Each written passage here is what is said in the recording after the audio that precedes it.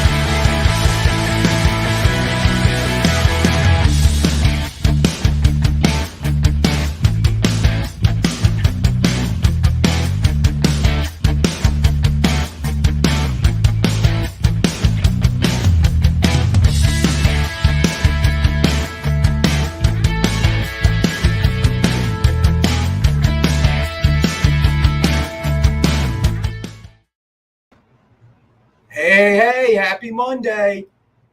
Well, for me anyway. Yeah, happy Monday, man. Yeah, happy Monday. Wasn't sure if you're going to make it, Robbie. I didn't know if you weren't feeling well or whatever the case may be. But why would he not be feeling well? Oh, my well, stomach's still a little unsettled, but you know. I'll bet, dude. I'll bet it's unsettled. Hey, Sheldon. Hey, Road Collecting. So, yeah, we're Rupenstein. Stevie B, Preston, Ron, Road Collecting, Sheldon. People are not here for ESPN. Yeah, want to bet? Stevie B sent me an email today, and expressed obviously his disappointment being a Jets fan, and was extending that sympathy to you, obviously, as a Dallas fan. But the reason I like Jets fans is, since Joe Namath hasn't even come close, but I know a lot of Jets fans, obviously, live in the area I live in, and they start every season like, I had my buddy, he went to the Jets game, and he's like, well, at least we're undefeated at this point. Okay, they're realists. I can appreciate that. They love their Jets, but they understand how it is. But man, I had to go back and do some math, and the Cowboys have not been to the Super Bowl. Actually, I think my daughter had not even been born yet because she was born in 2000, so that would make it 1995. So my adult child has grown up her entire life. Hey, just real quick, John S. is Sean's back in the house. John is in the house, buddy. We want to Welcome home. welcome him home and say, we're so happy that you're doing well. John, we are glad you are back, my friend. I think we even have some Punisher stuff here for you today. Hey, Alex, what's going on, Just man? because you are back, in celebration that you're back, but also to celebrate the fact that not only did the Cowboys lose, they lost very badly. And boy, you guys should be calling the Niners for Jimmy Garoppolo right now. Yeah, I've heard all of this today already, and I'm sure you have. And you know what? Look, you don't see me busting on my Jets fans, right? Why? Because I understand what it's like. They back their team. Their team has sucked for many, many years. Okay. But you Cowboys fans, every year, man, you guys come out, them boys, we're going to do it this year. We're going to do it this year. And this is why we hop on. Okay. And the big question of the night, Robbie, is Jerry Jones going to finally fire himself as GM?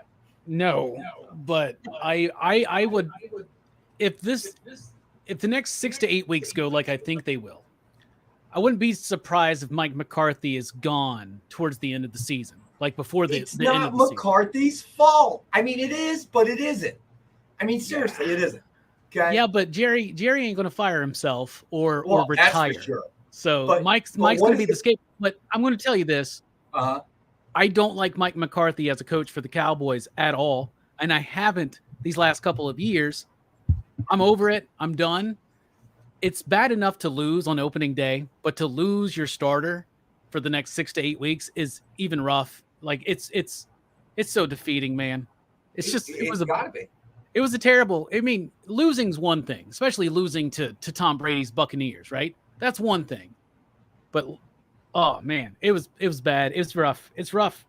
I read about the booing that went on when Dak was going back to the locker room to get X-rays on his hand. Listen, the common denominator has always been, and listen, McCarthy, those penalties are on him. All right, most penalized, team in the NFL consecutively. I mean, you can't have all them penalties, especially when you're not that good. But the one common denominator is Jerry Jones. Yeah, That's I agree. I agree 100%, Rex. And most of the Cowboy fans will agree with you. The problem is that ain't gonna happen. We got to be realistic and just hope we can get Mike McCarthy out this year. So I don't know, man. I don't know. Well, it's rough. It's rough. Well, but in our division, there's still hope. So there you go. I would agree with that. I mean, I was not impressed with our division at all. I was impressed with them Giants though, going on the road and coming back like that. So that's the Giants, but that was Saquon Barkley being healthy. All right, can he stay healthy? Right, that's the problem because you really don't have too much else there. It's Saquon tearing it up yesterday that put him in the game. Not terribly happy with the Eagles because obviously we have no pass rush, but beyond that, Jalen Hurts still has to do it with his legs, and that's not a long-term solution. You can get away with it. You can have a good season. Lamar Jackson proved that, but you can't do that consistently, especially as you age. But the Cowboys, man, why would they get rid of Amari Cooper? Why? They get rid of Amari Cooper. That was a money thing that was going on there. Well, clearly it was not a good choice. And for everybody that likes to tout Amari Cooper, as a Cowboys fan, we had to watch him struggle on the road every year. He was only ever good for about 50% of the game. So CeeDee Lamb, they're not as powerful. I think CeeDee Lamb has the potential, but it's going to be a rough year for us. You got to have more receivers than CeeDee Lamb because right now we do. We have Gallup, but Gallup's hurt right now. We have Gallup, but Gallup's hurt. They have people on the outside, but they're hurt. So very poor planning and poor discipline on certain people in the offensive line who just keep getting holding penalties and false starts. It's ridiculous, and lack of discipline to me still goes all the way up to the head coach. But I know you're right. The problem is Jerry Jones. That ain't going to resolve itself anytime soon. I don't know. We'll see what happens. All right, so it's going to be a rough one, man. Kyle says he almost called his fantasy team Hurts. Don't it? That's clever, man. I like that. Oh, man. So, but once again, I mean, Carson Wentz, first game of the season, comes blaring, but the guy will fold under pressure. He always does.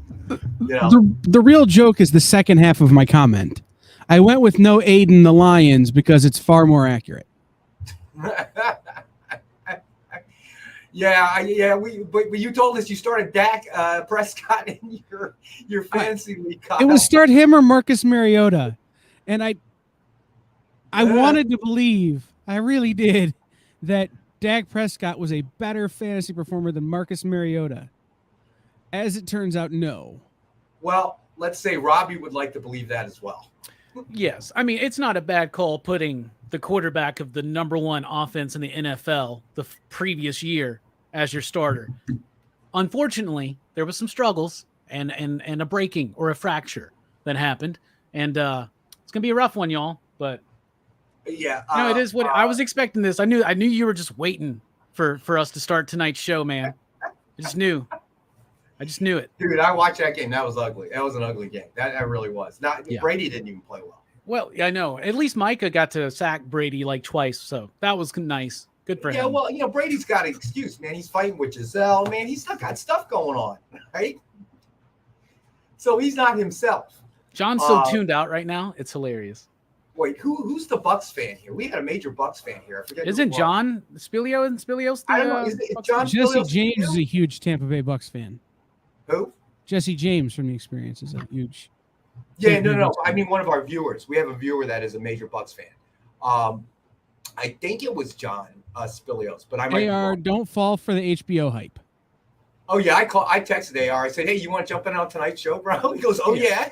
Everybody from the Midwest has been believing this for years. John the Lions Spilios, will do it this year. The Lions will do it this year. No, the Lions are never going to do it. It's just never going to happen. This is the Monday after the first Sunday in the NFL season, so it is overreaction Monday. So I have to admit, I have to agree with Robbie about the Lions. I mean, who knows? They're perpetually bad. But John Spilios, so So your Bucks gave you a present, even though Brady did not play well. I was very impressed by that defense. Fournette, oh my gosh! But I mean, can he do that for 17 games without getting hurt? I mean, he was running through that D line like he was running through paper. But that 17 games in a season is a long season, man. And he's not a young man, so I don't know if he can do that for 17. But again, Brady finds a way. You got to give the guy credit. He had that one with Mike Evans. That fade in the corner of the end zone. That was a ridiculous catch too. That was a really good catch. It was, but I mean, Evans is such a big dude. So, such a big tight end. When he turns his body like that, dude, he blocks out half the sun. So there's no way you're getting around him. But yeah, the Giants were a surprise. That's for sure. Didn't see that coming. Oh, but we got to talk about this. So this is bipartisan. Patrick Mahomes. Are you kidding me? That's why you guys didn't score any touchdowns. He took them all. All right, 5 TDs in his game. Oh God! Did you see that shovel pass? The guy's just incredible. I can't even. I mean, he is the future. Without a doubt. I mean, Brady looked old. What about Burrows? I hope he throws just as many picks next week when we're playing him. Yeah, right. See, let the defense win a game. Yeah, but it's not easy to do what Mahomes has done. I don't think people realize it. Mahomes is really good, man. He's legit, obviously. Preston brings up a good point. He says Manning wasn't very good for Denver. No, but he was a good game manager. That was the thing. He was a good leader and game manager that year. Obviously, the physical skills. It was his last year too. So. Yeah. So can Brady do it? I think he can. I mean, that's for sure. But he did not play well. Age is finally catching up to him. But it's the first game of the year. Nobody plays in the preseason, so yeah. So all right, we're gonna do our best offers first. So comics now? Yeah, comics now, John. Listen, comics now? I hate to break this to you, but if you're looking for one of those claim shows where we're just going to flash comics, this is the wrong channel. I was waiting for you to wonder what I was doing. Nick said, "What comics do we have?" And I just responded with NFL Super Bowl dropping names left and right. Speaking of dropping names, here it comes. I'm busy right now talking to Benjamin Dewey, the artist, and Jeff Parker, the writer, for Vampirella's Mind Warp, which came out this week. This is the Lyrics Lee Ultraviolet cover because I'm tired of leaving the good covers for people that don't read the books. You know what I find amazing is that you don't even need to carry a list with you to drop these names. You just kind of make it up. That's a gift. That's a gift right now. That right there. All right, so here we go. So little nostalgia, Planet of the Apes movie adaptation, signed by Scott Allen. I'm not kidding. Wow, you have the font for the elderly there, don't you? I gotta get that. Dude. Right? Are you kidding me? When I handed me the side phone, you get the large print edition of your cell phone, man. Yeah, but the problem with that is you can only get 3 or 4 words on the screen at a time. I said, young lady, I'm an old man. You can't possibly hand me this phone. So she fixed it for me. All right. So Planet of the Apes. This is going to be a best offer book starting at 10. All right. So that's I think we only got 2 today. That is a nice cover, man. That is, isn't it? This came from the bowels of the inventory. One of the guys found it for me. They know I'm a huge Planet of the Apes fan, and they pulled it. It is the movie adaptation, and it's best offer book starting at 10. So a little nostalgia there. All right. So then we have Porcelain #1, CGC graded guaranteed 9.8, and it's just a retail of $89.99. It is a best offer book starting at $50. So just to show John, this is from Jim Starlin's private collection. Oh, wow. Punisher, POV 1 through 4. So not that you could see it with porcelain there. So John gets first crack at this all, just because we're happy that he's back. We got these personal copies from Jim Starlin. Issue 1.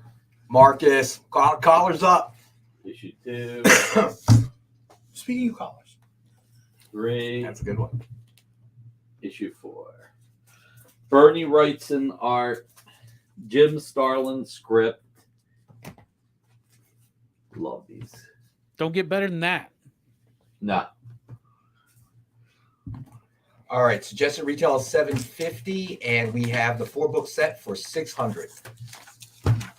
So we wanted to put something Punisher out there for our buddy John Spilios, who is back, and we are happy to have you back, John. And I'm glad the Bucks were able to give you a win against the the sad and the very poor Dallas Cowboys. And in honor of John Spilios returning to the show, go Bucks! And there will be your time's coming, Rex. Just wait. Of them boys throughout the show. Yikes! What'd you say, Robbie? Said your time's coming. Don't worry. Oh yeah. Just wait. Hey, listen. Just wait. You're a Jets fan? No. Oh, okay. Do I look like I enjoy pain? Literally last time that team had a good quarterback, it was Flash Gordon. That was the last time. That was literally the last time that team had a good quarterback. Oh my God! All right, so let's see. While you guys talk there real quick, I'm going to check one thing with Amy. All right, so next up we got Secret Invasion number 3. Let's talk about Vampirella Mind Warp because I already did. DF exclusive. Was that this week? Alternate cover side by Mel Ruby. Oops. And we have one available for $20. And get this now, because when Secret Invasion comes out on was, Disney, I really don't, you know what I mean? I saw the trailer, and then I also saw they made the announcement for Thunderbolts today. Yeah. Yeah, so I'm excited about that. What's his name? They also Red Guardian, teased, Michael Harper. David Harbour. David Harbour. I love him. That's why this cover is really cool in particular, because it does have Nick Fury on it. He's going to be heavily in, Secret Invasion. I thought the Thunderbolts lineup announcement was rather lackluster and underwhelming. Really? Well, what do you mean by lackluster in that? 4 of them are just copycat Captain Americas. U.S. Agent, Winter Soldier, Taskmaster, and Red Guardian. Well, what I read, you give Black Widow a shield. She's the same. The Ghost is the only one with a different ability. It's just there's not a lot of dynamic there. He's not wrong, and I'll tell you why I don't have a problem with that though. When Brian Michael Bendis and a few of those other cats started the Ultimates in 2000-ish, the whole point of this was the Marvel Universe was based on Captain America, like it should be, and everyone who became a superhero since then, like Bruce Banner turned himself into the Hulk, trying to turn himself into Captain America. Right. That's in the Ultimates universe. And there's a lot of Ultimates DNA in the MCU, from the look to some of the stories. Right. To Nick Fury? The big one is obviously Nick Fury. But so while I'm certainly not saying you're wrong, a lot of the characters in the original Ultimates universe were basically they're knockoffs of Captain America, or they're inspired by, we got to do the Secret Soldier. I made a mistake, which is why I should never be involved with anything. So this cover is $50 that we are going to sell for $40. So on these, the Immortal Red Sonja is actually $20. Hey, Nick. Yeah. I know I normally do this to you on Friday, but we were talking about Secret Invasion. Yeah, I know, but I got to get Come this back down to this so that in a second. So Rex can write it down. So the Immortal Red Sonja Fiery Red line art. Wait, is this even on our sheet? Yes. Yes. Okay. Go ahead. It's $20. The Mad Bull Slime Green is $20. So those are $20 each. As far as Nick goes, he can do no wrong, because he published a comic where Vampirella is punching a werewolf on the first page. All right, real quick. The Army of Darkness versus Reanimator, Ken Hazer cover, that's actually $4. It's a FOC cover that we're going to do at $4. And then Vampirella Mind Warp is also a regular FOC cover that we're doing at $4.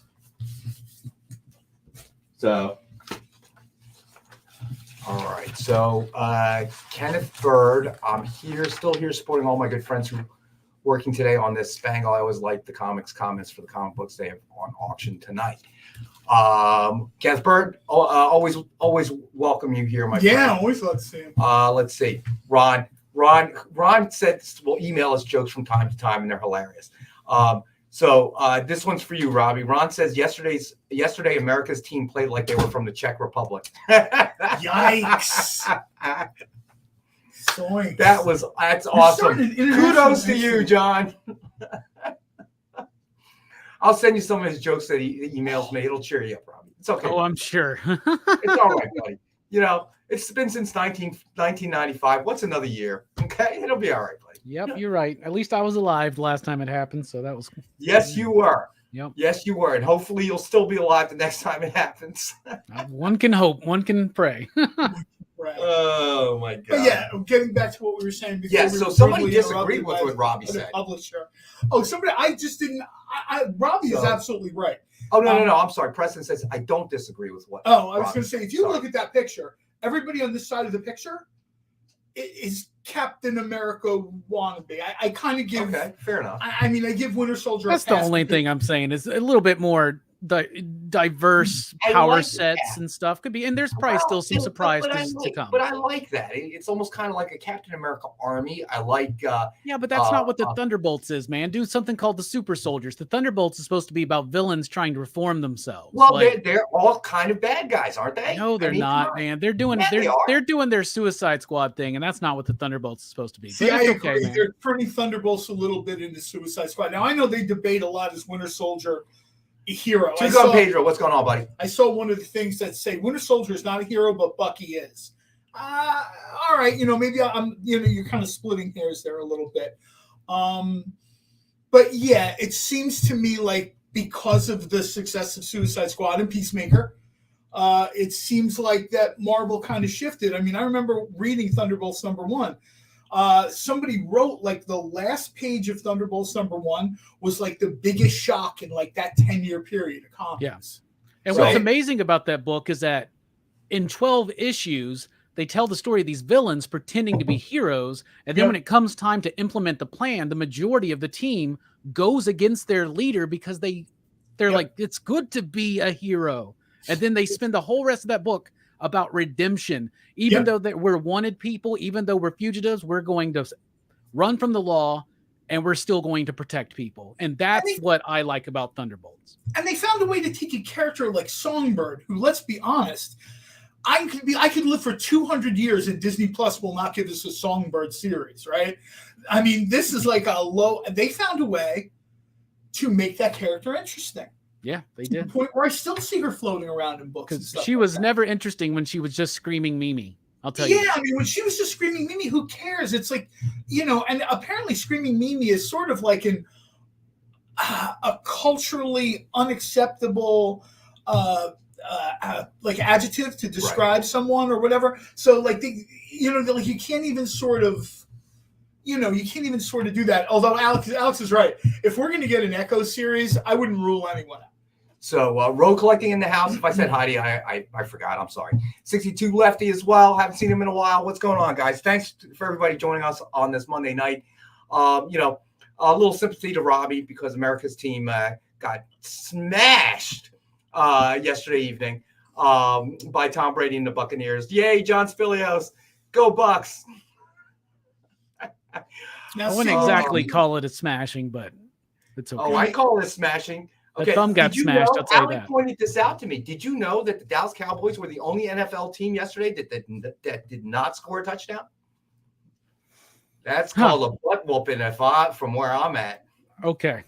I can tell when Robbie, who I've never run into a speechless Robbie, it hurts when Robbie goes, okay. I just know that here at the Experience, we like to have as close to a family show as possible. So I don't believe I've used any profanity yet. I know, but that's why I'm maintaining a lot of radio silence right now, my friend.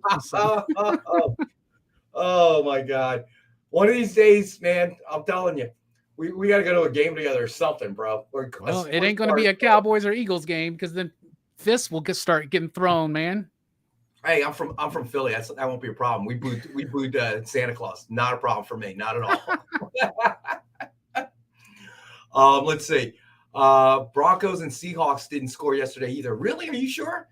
I guess they didn't. You're right. I didn't even watch those games. Hey, Alec, you gave me bad info, bro. It's because they're playing tonight, bro. Good point. Like the Jets. Okay. I forgot Monday Night Football. That's right. It'll be the debut of Joe Buck and Troy Aikman on Monday Night Football. That's right. They're actually. That'll probably be the best performance from a Cowboy this week. Will be Troy Aikman. Yeah, that's a nice little zinger. I can do that because I'm a fan. Did you anyway? Did you see that Jason Garrett was the only one that picked the Cowboys to win? He's got a rough start. Man, not only was he a bad coach for you guys, he still doesn't get it. He's got a rough start to his analyst career over at. I know NBC. Now. I know why. Jerry Jones kept him around for so long. He says the right things that Jerry wants to hear. Yeah, Jerry just hires yes men. Anyway, yeah, we got comics. So somebody needs to tell him that he doesn't work for the Cowboys anymore. Excuse me. He's hoping that maybe one day he can again, probably.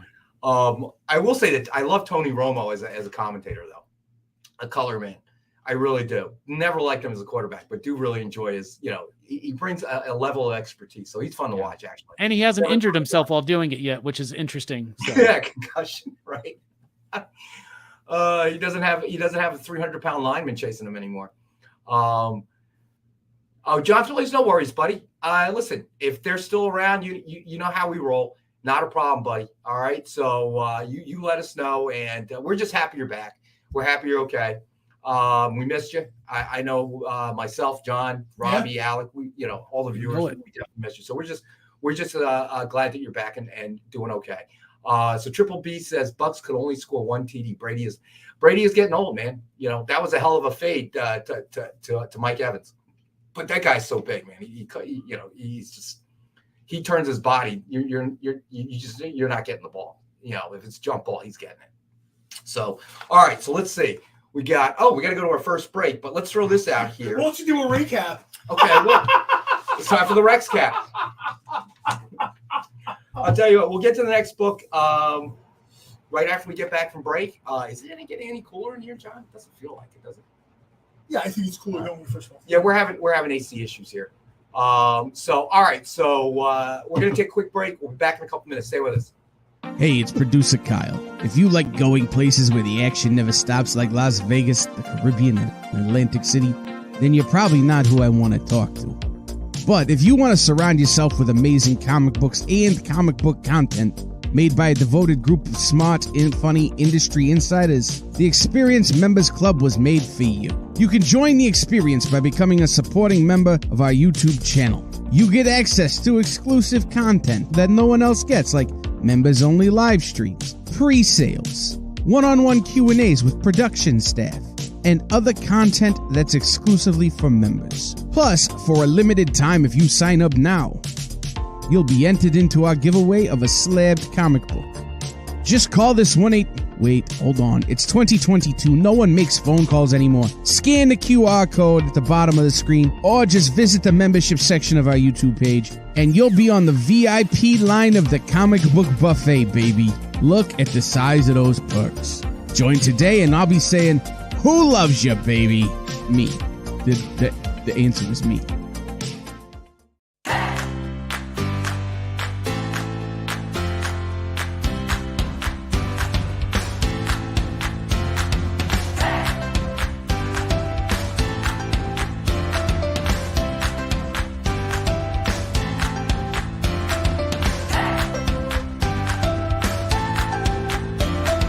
There's something for every imagination at your local comic shop.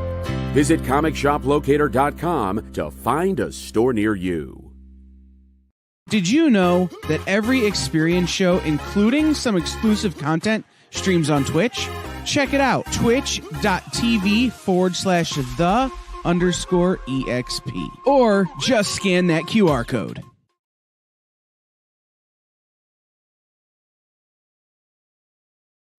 Hi, I'm Seda Wolf. I'm the creator of Soulstream, and you're watching The Experience.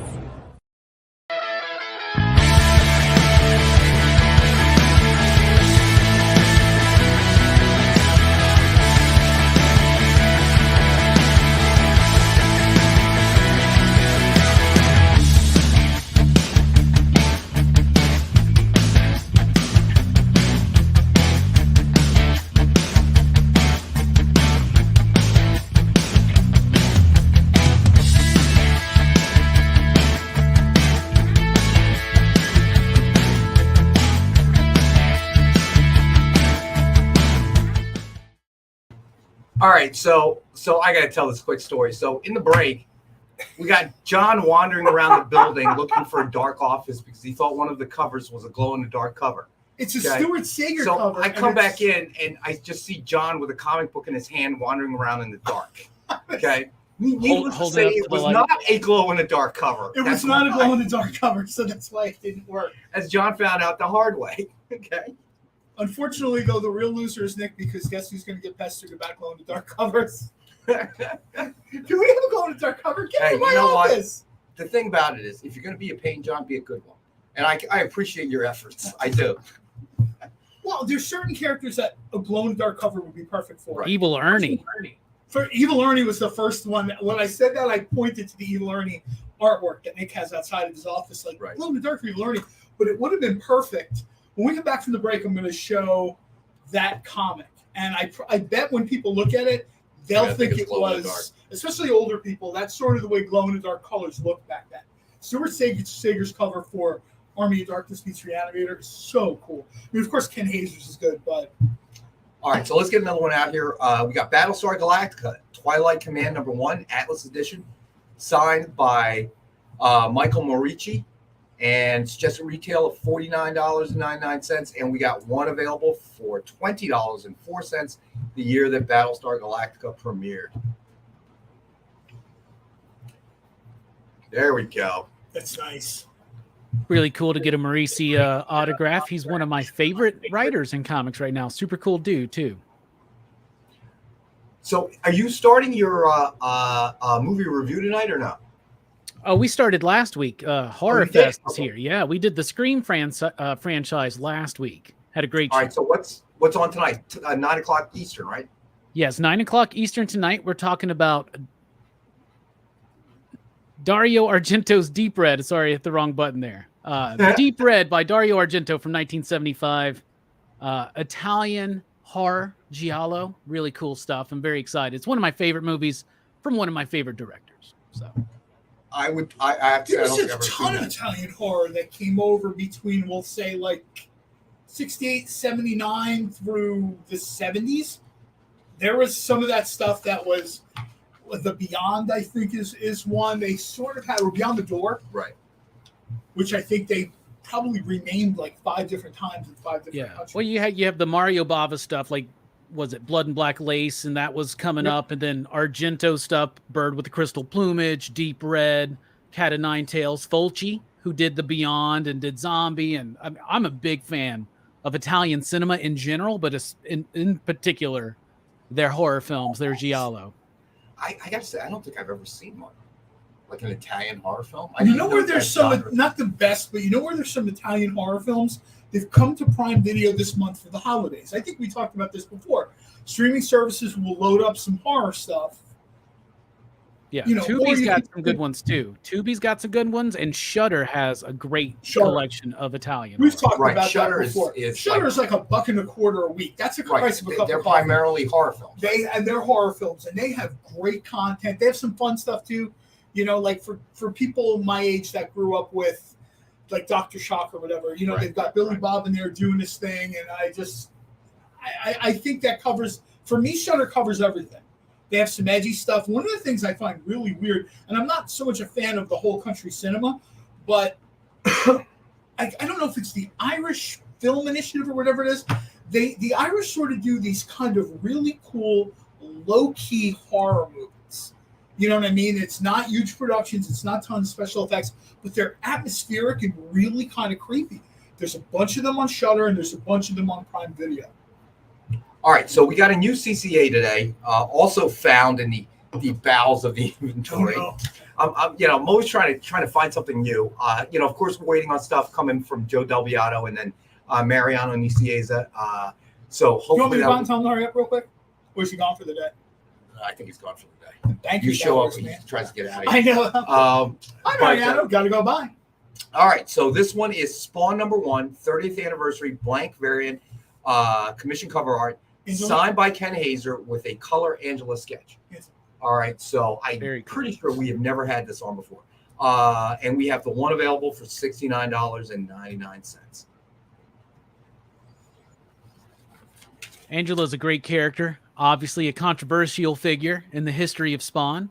but this is a really, really cool, sharp cover. She's even got the Spawn earring, the little trophy for killing a Spawn. So that's Yeah, this is a nice one. So this I really like Stevie B's comment up there. He says, "Never saw Italian horror other than the time my mom forgot to serve espresso at the end of dinner." I noticed that. That was funny. I missed that. That is funny. Oh my gosh! All right, so let's see what else we got. Oh, you know what? Let's go over the Dynamite books that Nick corrected the price on. Spilio wants the Spawn. All right, John Spilios, you got it, buddy. Hold on, let me write you down in here. Where did it go? Where did it go? I lost it. Oh, here we go. John Spilios, you got it, brother. All right. So then, let's see. All right, so we had the Vampirella Mind Warp #1, Rebecca Puebla incentive cover. And Nick corrected that price, and it is $4. I love the Austin Powers.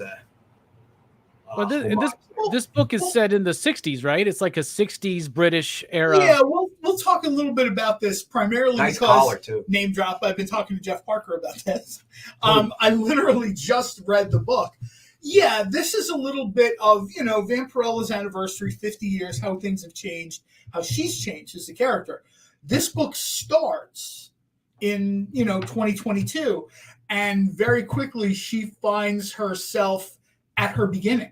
1969, one of the opening panels, Benjamin Dewey, the artist, does this great homage to, where there's a record player there, and a cigarette. You just don't see those kinds of things in like the modern day comics.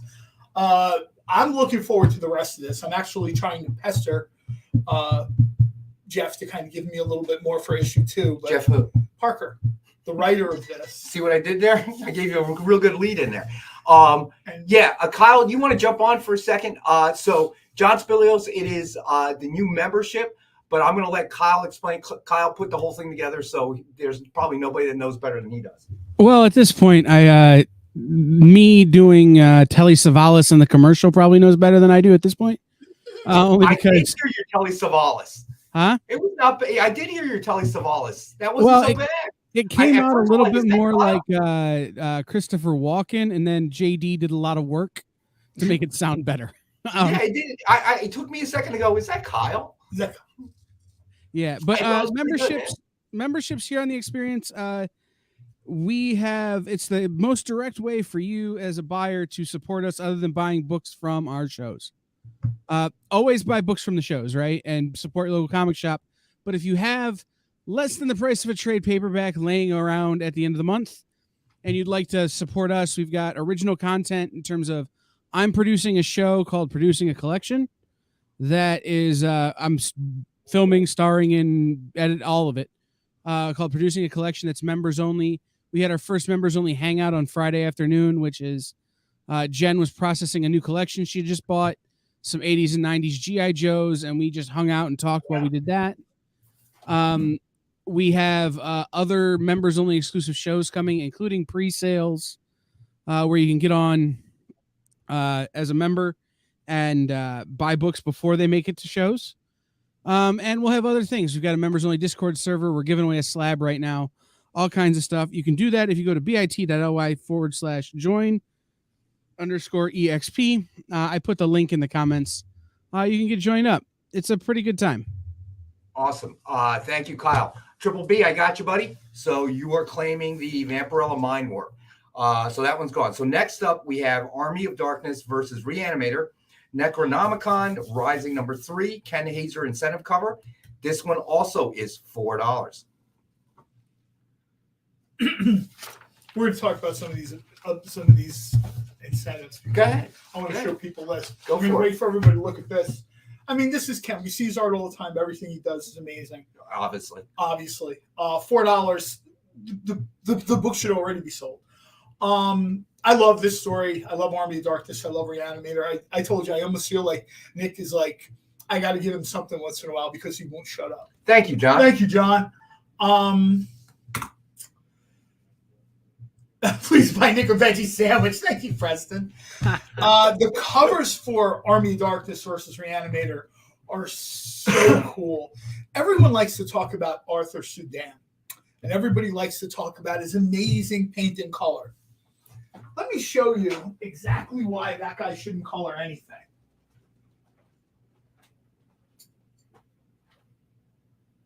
This is, try to get black a little bit.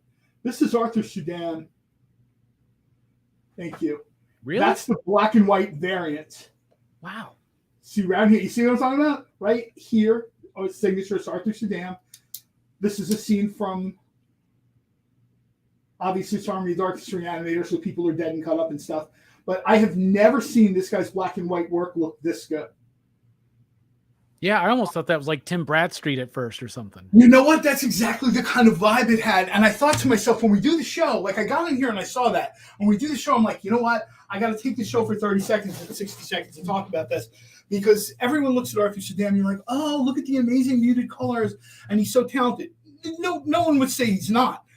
But when you're taking the color out of his work, I'm just, the tones in that, you know, like who knew there was 205 shades of gray? I would, you know, this is one of these things where people double and triple dip on these covers. I have not seen, you know, a lot. I talk to people during the day, primarily on Wednesday in the comic book day on Twitter. Who do you talk to, John? No, these are the normal readers. I usually talk to the the peasants, you mean? Well, no, I wind up talking to a lot of the cosplayers on Wednesday because, you know, they're kind of promoting their covers and stuff that. We have a great cosplay cover this week. Adam Phillips did a talk today. Go check it out later after the show on YouTube, where Adam Phillips talks to Jimmy Palmiotti about him and Amanda Connor sort of bringing Immortal Red Sonja to a conclusion.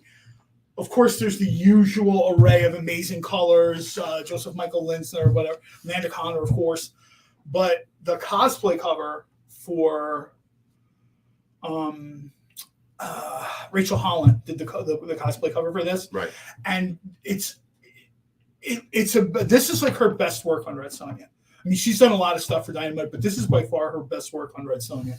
I told her I thought her best work was on Dija Thoris. This was a while back, and some of these covers I've seen before they came out today because she sent me some of the proofs. She's like, "Come take a look at this and tell me if I'm still only a Dija Thoris cosplayer." Okay. So, you know, no, obviously not. I mean, everybody at cons, everybody knows her as Vampirella. She ran into, I was talking to Dave Avalon the other day, and she ran into him at the Long Beach Comic Con. Apparently, that was a blast. Folks that went to LBCC, they just filled up Comics Twitter with comments about how good it was. All right, so let me see. I think Ed Weird wanted to see the Garbage Pail Kid stuff, so that's what we're going to go to next. Oh, good deal. Sheldon just said that Arthur Sudan had black and white printed stories, including some Sudan shorts. Heavy Metal magazine. Did not know that. I mean, I read Heavy Metal, but I did not know that. I mean, that's just super impressive. All right, so let's go to the Garbage Pail Kid stuff. All right, so we got Mad Balls versus Garbage Pail Kids #1, Joe Simcoe signed Atlas cover. It's just retail of $49.99. We have the one available, hand signed by Joe Simcoe, at $40. See, isn't that a Glow in the Dark cover? Yeah, was that the one right there that flashed across? No, it's not. Go grab one and wander around the dark room. Doesn't that? Oh no, not that one. That's the. That was the right. No, not that one. That looks like a Glow in the Dark cover. It should be. The one you had on last, Kyle. That's the right one. The one side. Kyle's going to shut the show off. The other one? I have two things to say, Mad Balls. Tell me again which one it is. It's the one signed by Joe Simcoe in red on the bottom. There's no note here in the naming of these files. Is it number 3 or is it the other one? The Atlas version. Hold on. It is. I don't know. I'm sorry. I'm not responsible for this. Green Crosby? Is that a thing? It's a Joe Simcoe and it's signed in green. On the bottom. I think it's the one that doesn't look like it glows in the dark. You just flashed it a second ago. This one. That's it. That's the one. Very cool. There you go, buddy. I'm having a day. When are we going to get some cosplay covers for Mad Balls versus Garbage Pail Kids? That's what I want. Or just get some of the original toys and get somebody to take photos of them. That's going to be pretty tough to do, don't you think? A little bit. Cosplay? Or then here's a great idea. Like I'll send you a picture of one of my Mad Balls. You can make a cover out of it and say it's a cosplay. And weird, this one is $40. So what's after this? Mad Balls versus Garbage Pail Kids versus Wacky Packages? Ooh, that's not a bad one at all. I'd be cool with that. That would be pretty cool. Man, you know what? The publisher texts me. Bop and Bobby. Hey, thanks for joining us, man. Rockin Chamorro. Robbie. That's wait a Chamorro minute. shouldn't be blocked. Oh, is Not that by that's- Bobby? What happens? Bop and when Bobby is Chamorro Cinema. Oh, Ah. okay. I was going to say, Got Bop and Bobby, what happens when you order Rockin Robbie on Wish.com? Boom, boom. It is It 100%. Yeah. All right. Thanks for joining us. So, and weird. All right, well, let's get these Mad Balls out of the way. All right, so the other one was the one that you were showing, Kyle. Mad Balls versus Garbage Pail Kids number 3. This is the Slime good one. Green Jason Crosby cover. It's just Crosby retail covers 50, on this are so awesome. and this one is 20. All right, and then we have one CCA for this as well. I don't have a pic of this one. Can John hold it up to the camera? No, What is it? what do you mean? You just had it on there, buddy. The CCA? Oh, you don't have the CCA? I don't have the CCA. I have the other two. Okay. If Yeah. I had the CCA, I had a full meltdown a couple of minutes ago. Is it this one? Yes, that's the one. Yes. Thank you, John. No worries. So yeah, I'm That good. is Please, awesome. Kyle, refer to him when he's doing this. Please refer to him as Vanna. Well, it's a hey, they just switched to like an LCD laser thing. Vanna doesn't really do anything anymore. She just stands there in a dress. She points to Well, the she's letter, 113 but years old. she points to the letter. I expect you to Okay, get come up. on, she does something. That's pretty cool. Really long words. She has to walk back and forth. That's a lot of work. All right. Mad Balls versus Garbage Pail Kids number 1, Puke Green Edition, signed with cover sketch by Ken Hazer. It's just retail of $89.99. We have this one for $66. I can't help but notice the increase in green covers since I began making my presence felt. Anyway, Is it the correct green, though, John? Is it? for puke, yes, that's the better slime green color. That's cool. So, all right. So, Edward, I'll go over it in a recap if you need. Those are the 3 Mad Balls versus Garbage Pail Kids issues we have tonight. All right. So, it might be almost time for a recap, actually, or a Rex cap. All right. You know Did we what? do all the Dynamite books?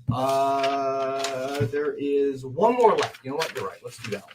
Yeah, this We'll was just sort go of. left. Get it out of the way. Yeah. I hear you. All right. So, we have Immortal Red Sonia number 6. Linsner Fiery Red line art cover.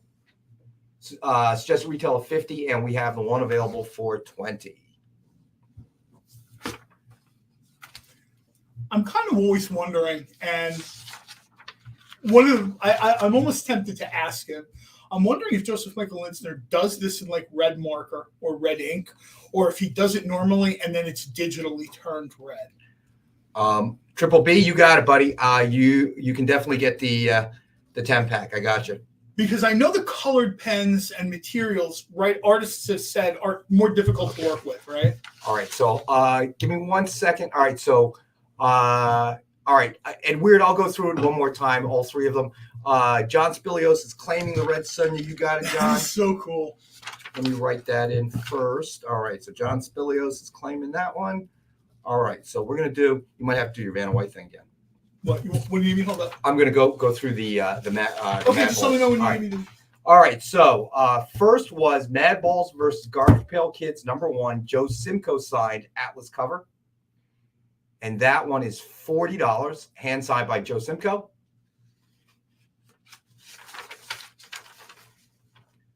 All right, and then we had Mad Balls versus Garbage Pail Kids number 3, Slime Green Jason Crosby cover.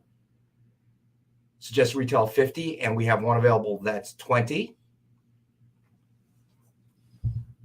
And then we had I need you, Vanna. Sure. And then we had the Mad Balls versus Garbage Pail Kids number 1, Puke Green Edition, signed with cover sketch by Ken Hazer. This is so cool. Suggested retail of $89.99, and we have the one available for $66. That's way cool.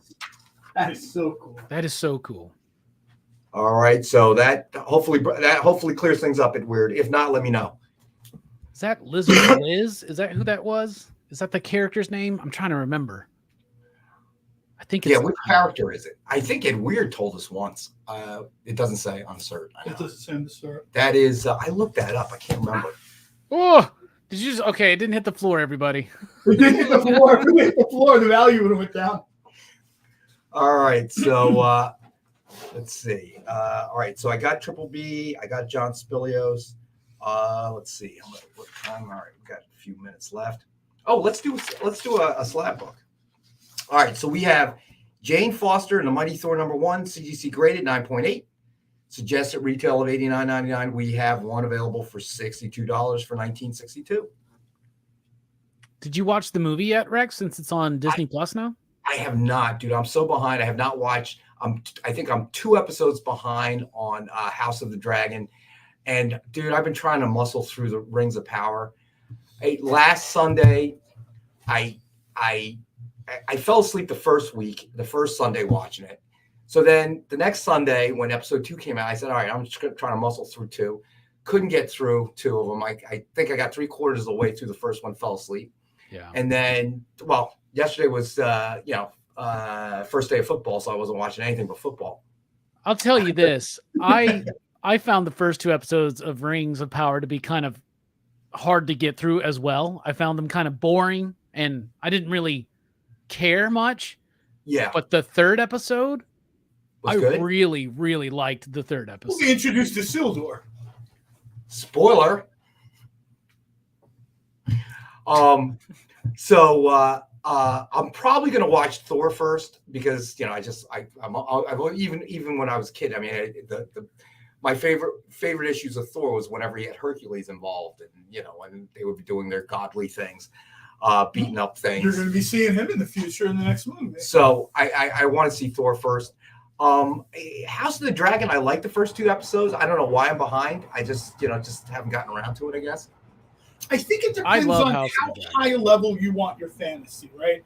Do you want your fantasy to be Fritz Lang, where you don't see a whole lot of magic, but you do see a lot of, monsters and stuff like that? Or Fritz Lieberman, I'm sorry, I think it's Fritz Lang, my bad, Fritz Lieberman. Or do you want your high fantasy to be Tolkien? Right. Do you want like every aspect of the world, like down to a tree, to be infused with magic and being otherworldly? And that's depending on how you like your fantasy. That will determine whether you like, House of Dragons or Game of Thrones more, or The Lord of the Rings and the Tolkien type of thing. Well, I'm enjoying House of the Dragon immensely. I haven't watched last night's episode yet because I was watching that terrible performance. But Doctor Who pretending to be a were you wishing that a dragon would swoop in and just yeah, I was like, I should have just watched House of the Dragons. What I should have done. I'm loving House of the Dragon. Rings of Power 1 and 2 were rough, but I really liked 3. But the other thing is Cobra Kai's back, and I went to watch 1 episode yesterday. I wound up watching 4, and Cobra Kai has that effect on me. I love that show so much. They made Terry Silver one of the goats of TV villains. Like, I don't understand how they did, but they did. That show is so good. He just has a sinister look. Well, even in the original Karate Kid, what was it? 3 he was in? Was it 3? He's in 3, and it's so stupid in 3 when you're watching it. Like, it's so over the top. But what happens is it's recontextualized that movie and makes it a little bit better. And it's the best. So many of these projects are out now where they're all right, you guys are talking about Cobra Kai. I gotta jump in. I watch about 1 hour of TV a week. On Friday, I stayed up till 3:30 in the morning. I watched it all. Nice. It got better and better and better. Each and every episode was better than the last. That's good to hear. It was. I will tell you this. If it stopped now, it had one of the most perfect endings to a TV series of all time. This show should not be this good. This show should be terrible. It should have been canceled after the first season. Matter of fact, the show is so cheesy. I'm sorry, the show should have been so cheesy that it should not even have made it past the pilot. And each season has gotten better. And in season 5, all 10 episodes kept getting better. That's awesome. And they do a great job of subverting some expectations, and that's the most I'll say. Nice. But that show is awesome. There's a Comic-Con in Rhode Island where the cast is going to be there. Oh, really? So if there was a Dynamite table, you could toddle right on over with me. I can toddle. You can toddle on over anyway. Daniel was at the Comic-Con in Cherry Hill. Yeah, he was. Yeah, those guys with or without Gary Busey. that was the one where No, where Gary Busey was, unfortunately Nobody arrested. wants to admit to being at that Comic-Con now. So- Like, Daniel has to. missed that one, right? But they said he was real nice. I had some friends go. Her son's like a huge fan, a horror fan. I think it was a horror con. And honestly, said it in was real season nice. 1, the 2 worst actors were Danny and Johnny. Yeah, those guys No. are. But they got They a won lot the Oscar, better. though. They I told think a Danny story was about good. how those guys just started as a joke. It See, what's started with so- those guys as some sign.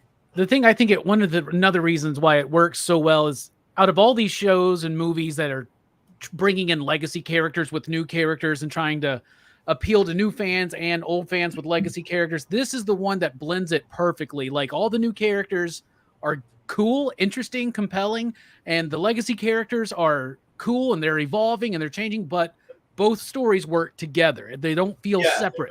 Yeah. And much like the boys, these guys know how to give all the characters time. Every single character gets time on the screen. And it is just so well done. And all I'll say is, wait till you see Mike Barnes, because he's back. The bad boy of karate is back. I have a question. Bopping Bobby would like to know. Did what you I would watch like to it? know. I did watch it. The whole thing. Yes. Perfect ending, I right? watched it when it came out.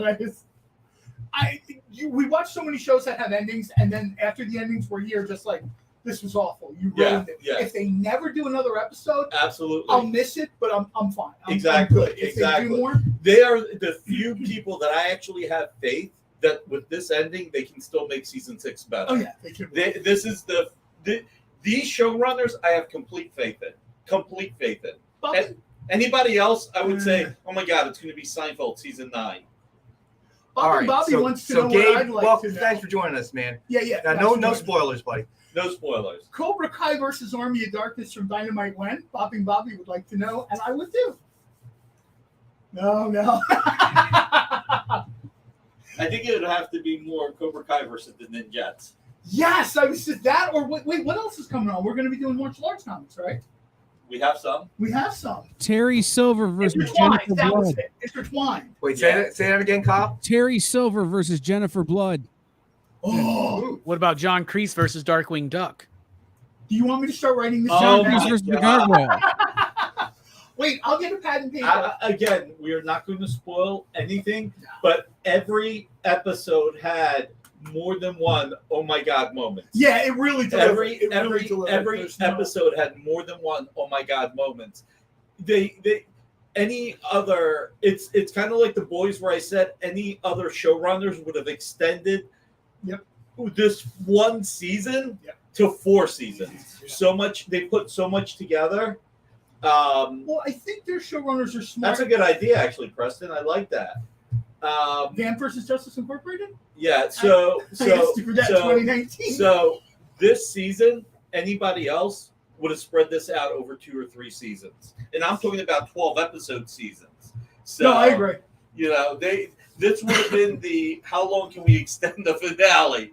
Cobra Kai is a big reason why I kept Netflix. Yeah, Because it's Netflix, the only reason why. It's the only reason why. there's I kept very it. little on Netflix. I think my wife watches The Baking Show, Yeah, and I watch Cobra Kai. And and I'm it's just not like there's baking shows on any other channels. right. Well, I'm going to give you the number. You call her and explain it. No way.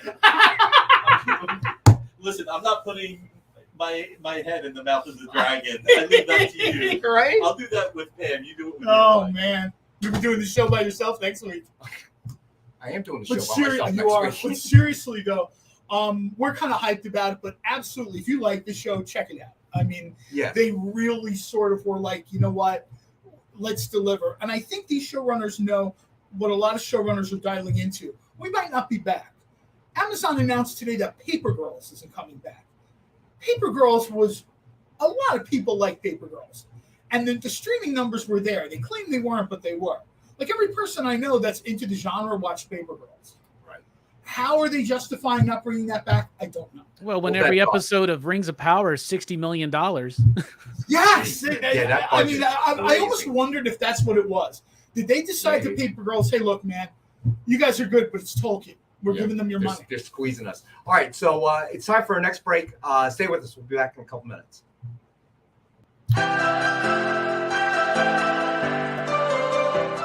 This is The Experience.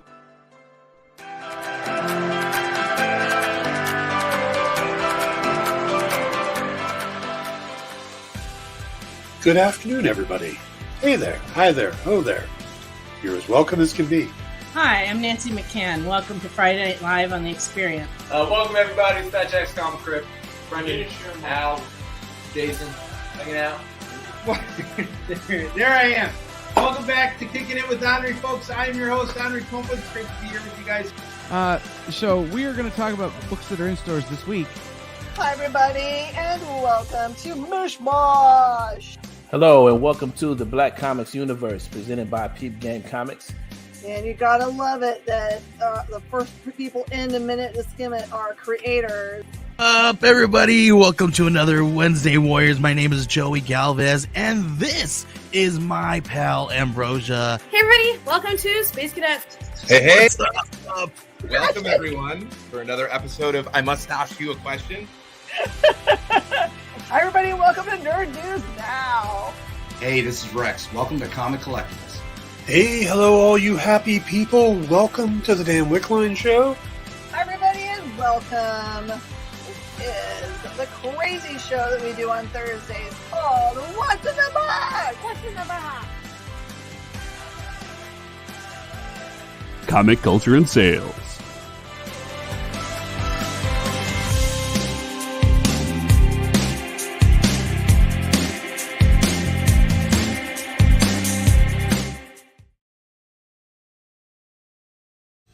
You just finished the last episode of your favorite new show, and you just have to talk about it. But all your friends are ghosting you because of that incident last week at the buffet. Oh, you know the one.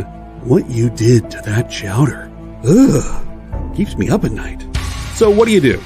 Join writer Dan Wickline as he breaks down all your favorite pop culture media. Whether it's a review of the latest nerdy TV show or a dive back into the history of your favorite comic characters, Dan's ready to discuss all the hottest topics live. Join the conversation as Dan live streams Tuesday through Thursday at 5 Eastern, 2 Pacific on Twitch, Twitter, YouTube, and Facebook. The Dan Wickline Show on The Experience, comic culture and sales.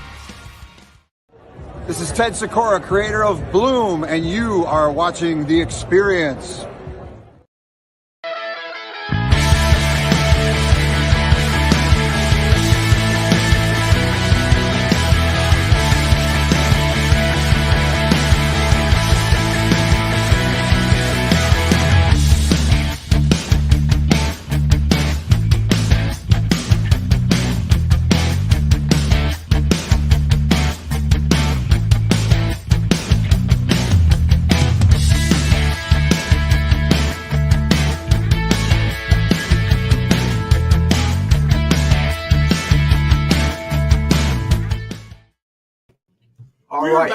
We're back. All right, and so a couple things I want to throw out real fast. Go ahead, John. Put your list down. Nobody cares about that stuff. I'm doing a Rex Gap. You might do a Rex Gap. This is the comic in question. It's probably hard to tell, but I was positive this part here glowed in the dark.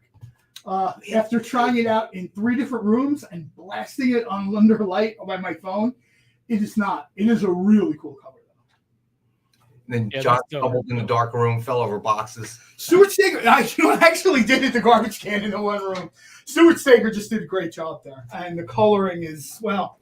That would make a really cool, like black light responsive kind of cover or something at least. Yeah, that was a John trap. We made that cover. It was a little bit because I looked at it, I said, hi, Amy. I grabbed it and I'm like running around. I know she's thinking, dude, what are you doing? You're old. Stop running around. Real quick, too, I noticed people were throwing in different things. They want to see different matchups or whatever. 2 things I'll throw out. First of all, as much as I'd love to see these, and you should keep them coming, poor Nick has probably heard this for 7 or 8 years. If he publishes 2 books, I want the 3rd book to be those 2 books crossing over. And second of all, if people out there are jonesing for a crossover of Dynamite books, those of you that have not read it, there is a Dynamite crossover called Prophecy from 2012, which kind of played into like the Mayan Doomsday 2012 prophecy. And it's a crossover between most of the Dynamite characters of that 2012 period. You can probably go to Dynamic Forces and get it. If not, you can probably check in with one of the many retailers that are part of the show. And somebody has probably got the issues.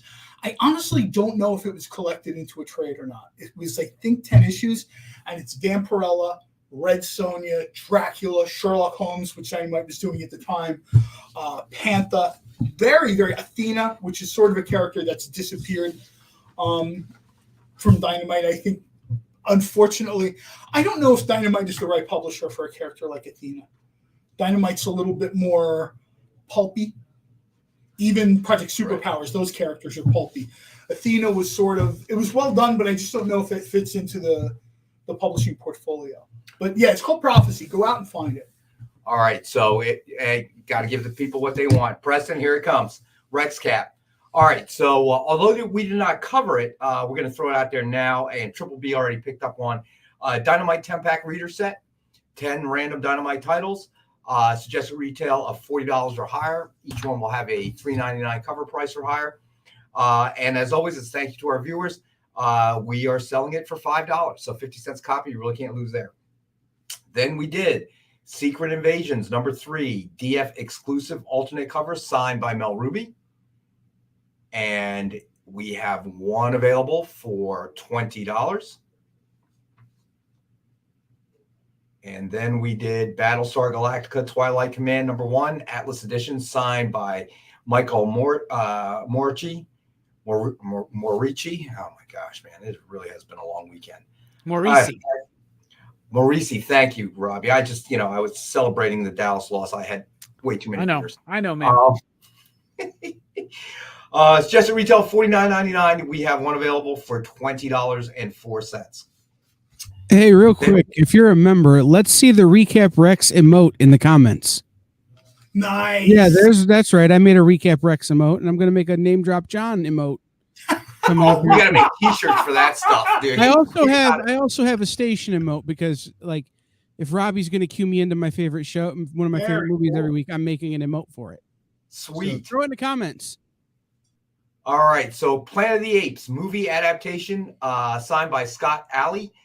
It is a best offer book starting at $10. Then we did Mad Balls versus Garbage Pail Kids number 1, Joe Simcoe signed Atlas cover. Suggested retail of $49.99. We have one available for $40. Then we had Mad Balls versus Garbage Pail Kids number 1, Puke Green edition, signed with cover sketch. Sorry, I threw you off there, Kyle. We'll do that one first. No, we'll throw up the one you have. Mad Balls versus Garbage Pail Kids number 3, Slime Green Jason Crosby cover, and we have one available for $20. And then, John, you might have to hold this one up again. Sorry, buddy. Sure, no worries, man. As long as people can see it. Mad Balls versus Garbage Pail Kids number 1, Puke Green edition. Yep, Puke Green edition, signed with cover sketch by Ken Hazer. No, this one is very cool. Suggested retail of $89.99. We have one available for $66. Then we had Jane Foster in the Mighty Thor number 1, CGC graded 9.8. Suggested retail of $89.99. We have one available for $62. Then we had Porcelain number 1, CGC graded 9.8. Suggested retail of $89.99. It is a best offer book starting at $50. Then we had Army of Darkness versus Reanimator, Necronomicon Rising number 3, Ken Hazer incentive cover. And that is available for $4. Stevie B asked a good question about Stuart Sager and interior work for Dynamite.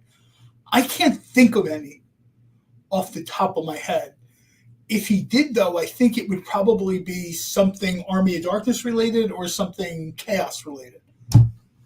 All right, so then we had Punisher POV numbers 1 through 4.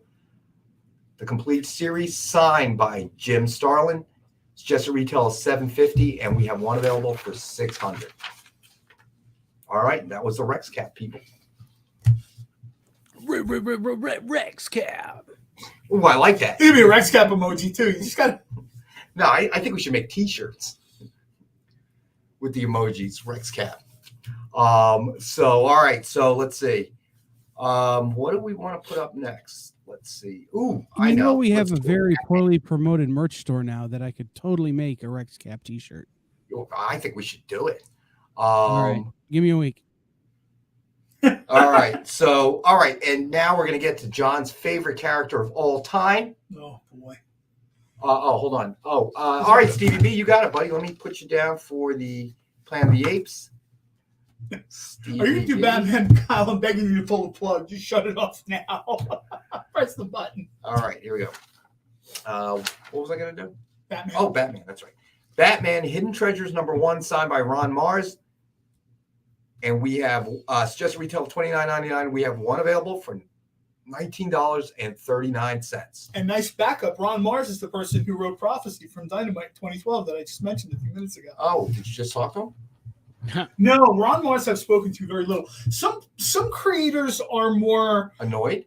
Well, I should say have more patience for being annoyed than others. Like, Jeff Parker's the type of guy that says, "Well, if I'd have gotten a self-respecting job, I wouldn't have to talk to fans on Twitter," which is probably true. Other creators are, a little bit more, right? Please read this book and buy it, so I keep getting paid. Thank you. Yeah, at least it's honest, straight to the point. Unlike Dallas Cowboy fans. Anywho, this book's nice because it's got Bernie Wrightson in it and Kevin Nolan, some great artists. Good deflection, Robbie. No, it's true though. There's a ton of talent in that. I'm not a Batman fan, but if you are, there's a ton of talent in that book. You're not a Batman fan? I did not know that. That's a shocker. New information. All right, let's do another Dynamite book. Man, we're blowing through these books pretty fast. I didn't do enough. You have to because you never know when he's going to kick open the door with more stuff. Hurry up, quick. Red Sonja #10, Virgin 1-in-15 ratio incentive cover. It's just a retail of $50, and we have one available for $30. That's really nice. I love the Shattered Sword in the foreground. That's very cool. That is nice. cool. Nice horse, actually. It can't be an easy thing to draw, a horse. So that's going to be the next thing that the viewers are going to hop on. First, it was the collars. Now it's going to be. I'm being honest. It can't be easy to have to draw a horse. Like that too. The horse is like the primary sort of. There's nothing on that cover that, in my opinion, would be easy to draw. Period.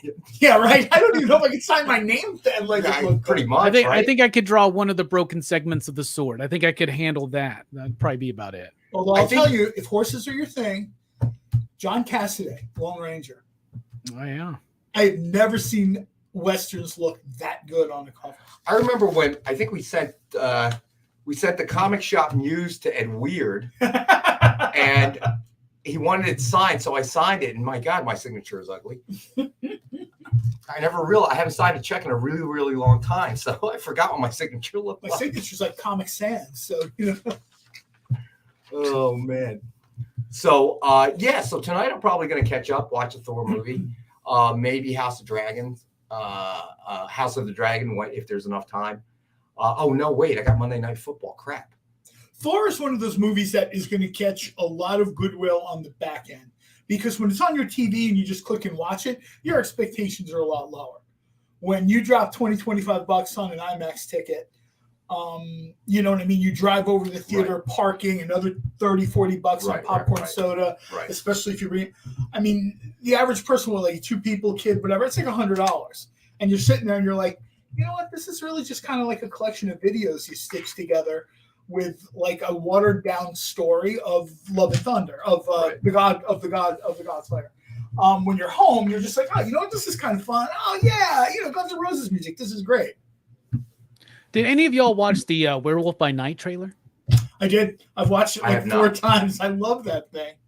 I have not. I was just curious to see what y'all thought about it. I appreciate that they're doing this like 30s Universal horror black and white kind of vibe, but the impression I got from it was that it's going to be rather doofy, right? And silly. And I know maybe not a lot of people care about Werewolf by Night, but to me, that's never been a silly character. It's never been done like in a goofy kind of way. So I don't know, man. I agree with you. I am torn. I'm afraid they're going to make Jack Russell look like Bud Abbott, just like kind of running around in a black and white picture.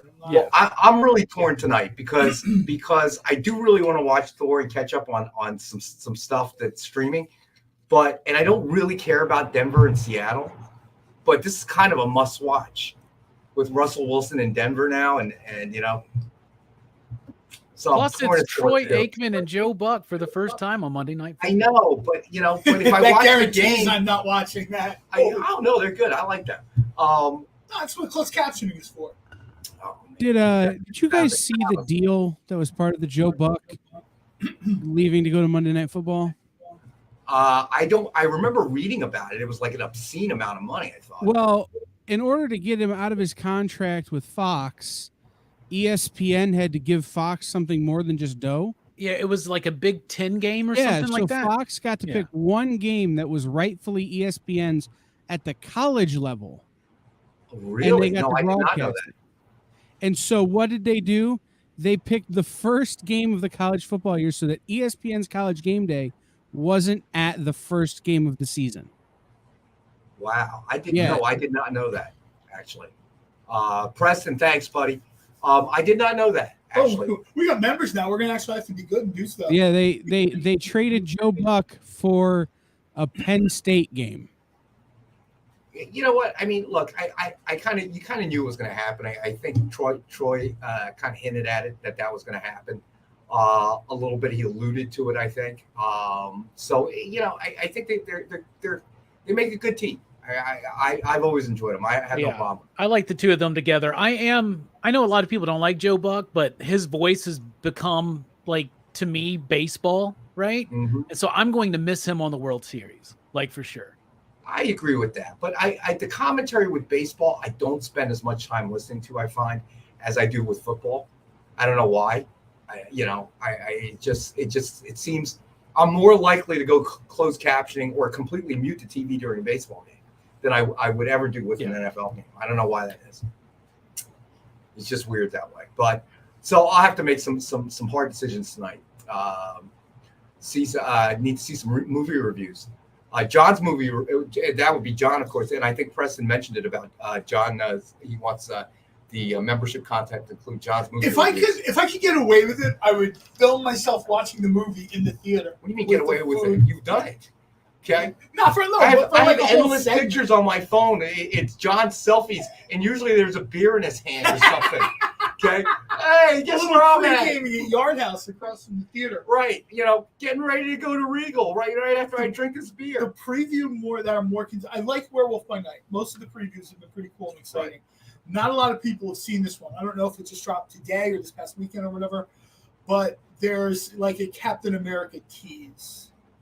It looks like it's taking place in World War II in occupied Paris. It kind of has a pseudo-looking Peggy Carter character. Right. Not Captain Carter, back to Peggy Carter. And they kind of pan up and they show you like a radio and a map and like a 1940s handgun. And then there's like a Captain America shield. And that interested me more than pretty much any of the other stuff that they dropped. That's not an Easter egg. That's the entire basket right there. It's Captain America shield. I don't know exactly where they're going with this. We've been told Chris Evans isn't going to do Captain America anymore, but right. Disney has a lot of money. I heard that. Disney has a lot of money. Beer in hand reviews are awesome. Beer and movies. That should be the title of it. Yeah. Beer, movies, and sushi. You'll like our movie reviews then on PCP Movie Night, because that's what we do. Beer in hand reviews. Let's do it. Beer in hand reviews. Well, I was told the kind of movie review show I want to do is illegal because I kind of want to watch the movie along with the audience and talk about it. First of all, you can't talk in the theater. Second of all, there's all kinds of copyright violations. Yeah, you got to be clever with that. Plenty of people do those reaction videos where it's them watching the movie and they just clip it together. You notice they got the movie flipped backwards, playing backwards, doing weird effects with it so they can hide it from copyright. Preston has a new suggestion for your show: beer, movies, and collars. Collars, wow. If I could get all of us to have some nice popping collars, we would. I mean, that's the way. That's something else we should sell in the merchandise store. Collars. Oh my god. I have dog bandanas and baby onesies. Is that close enough? Nice. Do the baby onesies have collars? What's the matter with you? What? Trying to help. I officially think that's something you need to take up with your therapist, Rex. Therapist. What I'm really collars for babies? There's no time. There's an hour with my therapist. I want to know. I want to know what the membership tier is to get the barbecue.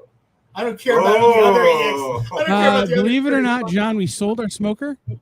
What? Oh no! And the trailer is currently for sale.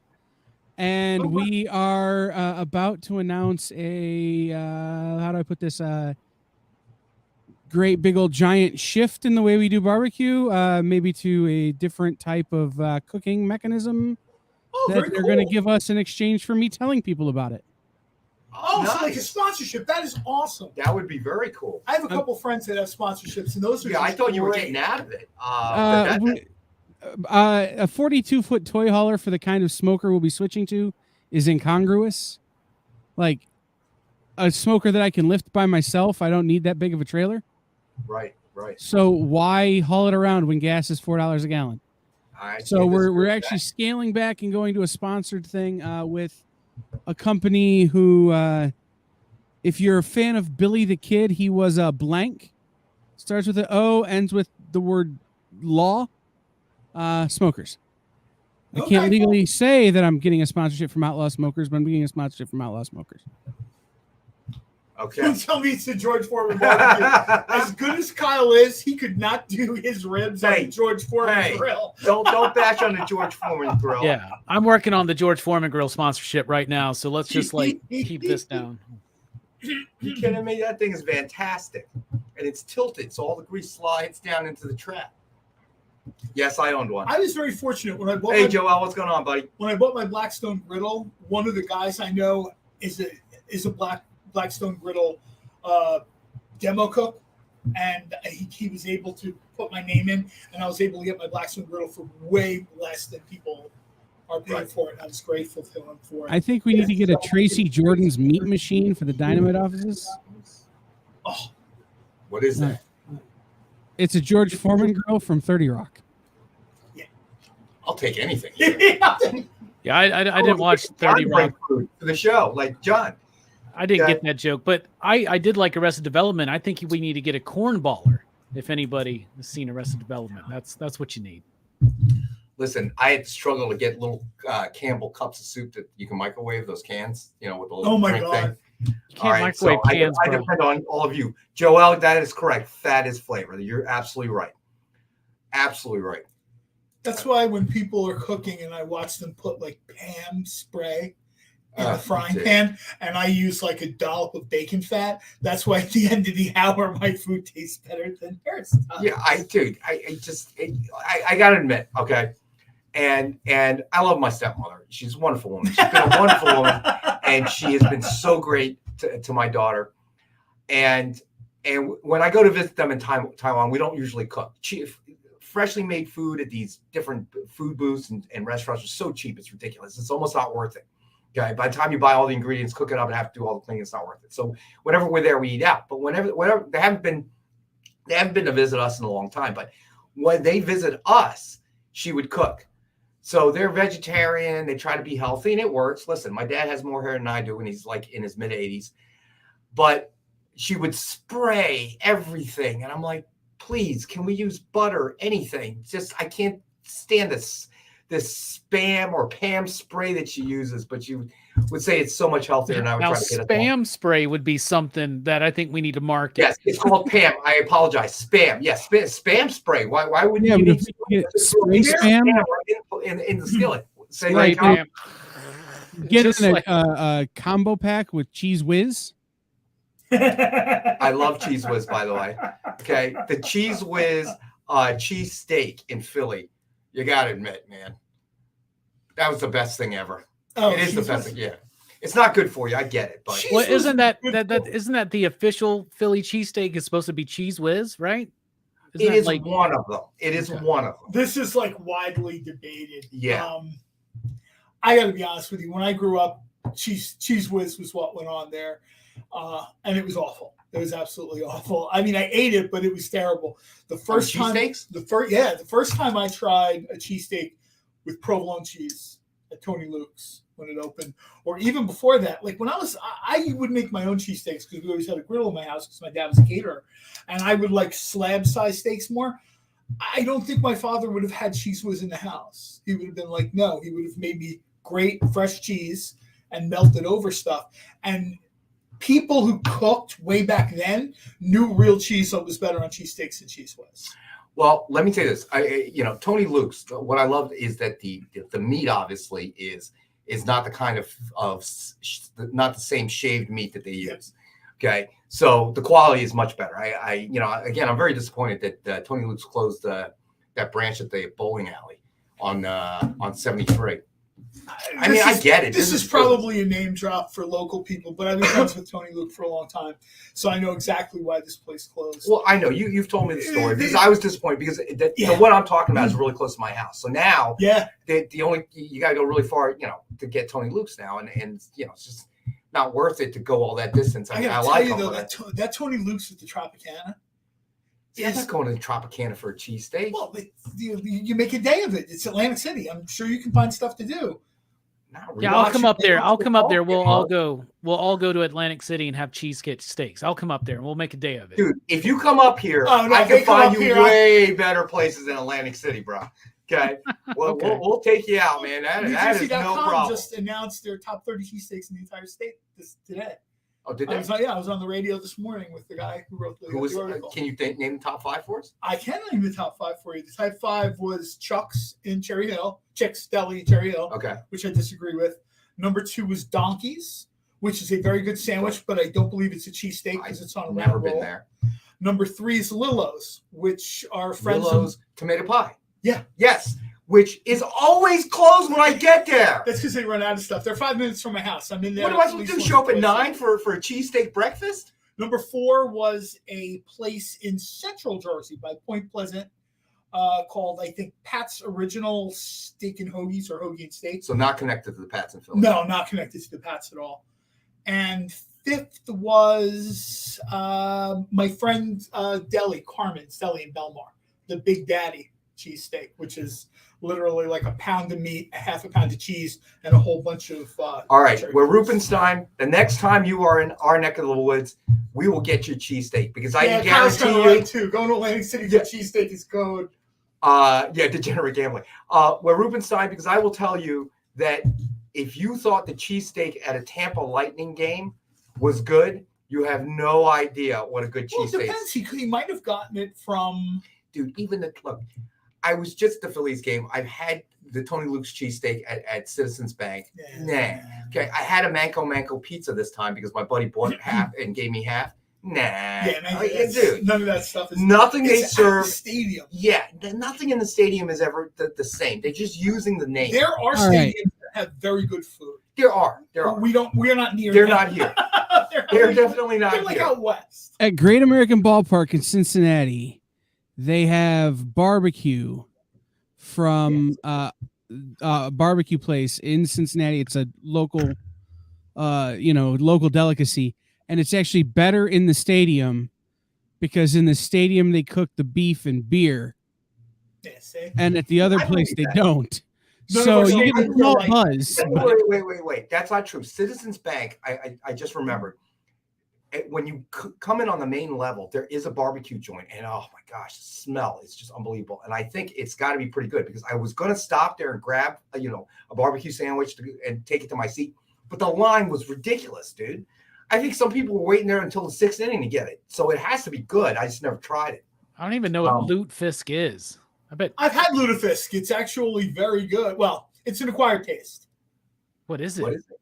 Lutefisk. I don't know what that is either. It's a kind of, I don't want to say Norwegian but Minnesota is sort of influenced by Scandinavia. So, but what is it? It's a fish. Oh, okay. I like fish. I would be willing to try it. Dude, People have tried doing Great American Ballpark. Weren't they the ones that were serving the donut burger? Was it, or am I thinking of a different one? No, there's been a couple places. They have a donut burger, but you can also just get a bowl of chili. Cincinnati chili, right? I guess a bowl of Cincinnati chili, like at the ballpark. Yeah, with the donut. Over spaghetti, right? No, the magic there is I want to have a burger with donuts as the bun. I've never had that. There's a place. Yeah, you can get over spaghetti, or you can get it just plain, or you can get it in a cup with a straw. Chili Mac. Oh, it's yeah. Cincinnati chili. It's I like the Cincinnati chili thing with the spaghetti and as much shredded cheese as you can put on it, and onions and oyster crackers. I love it. There was a great place when I lived in the Washington D.C. area on the Virginia side. There was I don't know if they're a chain or not. I don't think so. It was a great place called Hard Times, and all they served was chili. Okay, you get chili mac, get it however you want it. But they served both types. They served the Cincinnati style and they served the Texas style, which Texas has no tomato sauce in it. Correct, John? I'm looking at you. When I talk about food like this, I expect you to be the authority here. Sorry, I was just getting the Texas. So we had a chili place here, and their Texas chili didn't have like a tomato base, and it was actually like chunks of meat. It wasn't like ground beef or nothing in it too. So I don't know. No, wait, what Philly is it? cheesesteak is not supposed to have peppers. Correct. Thank you. Philly cheesesteak is basically meat, cheese, and the one accompaniment that's usually acceptable is fried onions. That's it. With wit or without. Yeah, if you want a cheesesteak with peppers on it, you go to most Arby's. of this country outside the Philly area, a Philly has peppers, sometimes mushrooms.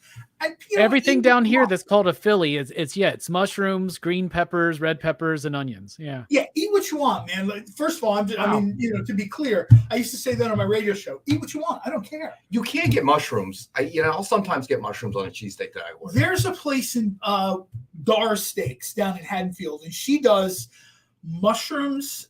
Oh no, wait. She does a French onion cheesesteak, and she has like not Swiss cheese, but she has like one of those types of cheeses, and she does a like the French onion. Right. The onions are really cooked down. There's a broth or whatever. There are people that riff a little bit, but if you're saying I want the original, authentic A1 sort of steak in the modern time, yeah, it's chopped. It's the chopped steak. It's Cheese Whiz, and maybe you want onions, maybe you don't. So Preston, White Castle. Okay, I like White Castle. There is a Rat burgers. With my daughter's softball team, there's a tournament we always play in Howell, New Jersey, and the reason we play in that is there's a White Castle about 2 miles down the road. 35 or something, right? Yeah. It's like so I always book us in there because I handle the scheduling for tournaments. So I always book us there. Okay, so during the break, I can run out to White Castle and get my burgers. Sorry, I like White Castle. I like their jalapeno cheeseburgers, man. Those are really good. They invented the slider. They invented the slider. Thank you. And they invented steam grilling. My dad used to take us to White Castle when I was a kid. We'd drive up in his truck, and he would eat the burgers with his fingers. My dad was bigger than I was. And I remember thinking when I was a kid, someday I can't wait to do that. And then I would eat the burger. Years later, I'm like 20. I'm in college. We're at like 2 o'clock in the morning. We're going to Rat Burgers. And all of a sudden I look back, and I don't know. I have my hand on the wheel, and I reached in and I picked it up and I ate it. And I thought to myself, I can finally eat one of these in one bite. I am now a man. So I gotta say that if you want an authentic Philly cheesesteak, okay, and don't ever call it a steak and cheese. All right, you'll get beat up in this town. I'm not even playing. All right. Steak and cheese is a different kind of sandwich, and it's perfectly acceptable. Yeah, you buy that in Subway. Okay. Steak and cheese.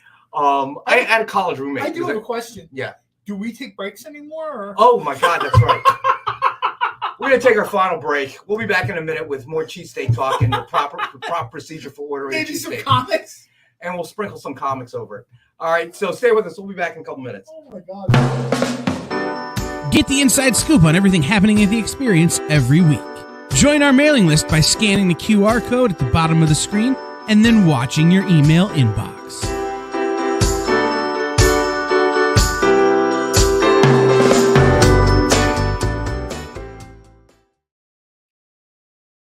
Comic Collectables is here for you every Wednesday with AR Comics for two very important reasons. To sell you rare, one-of-a-kind comics that you'll love, and to confuse AR with old man talk.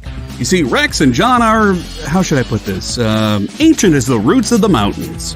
So every week, Rex and John fill in AR in yet another area of pop culture that he missed because he's too young, just didn't have the time, or just really doesn't care about. It's a real public service they provide. Come buy some super rare and unique comics, while old men explain long-dead sci-fi shows to a younger man making that confused puppy face.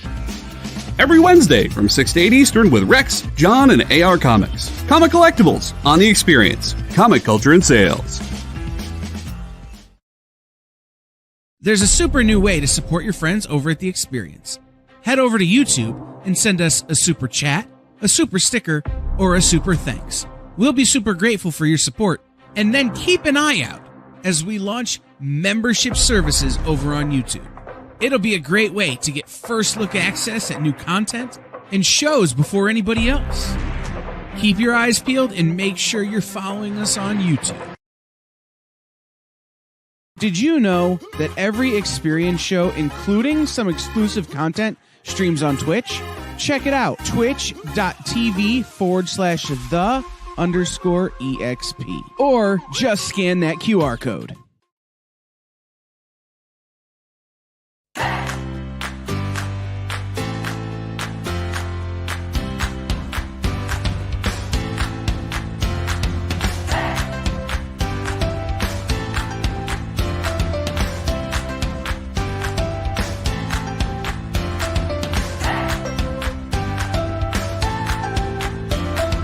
There's something for every imagination at your local comic shop. Visit comicshoplocator.com to find a store near you.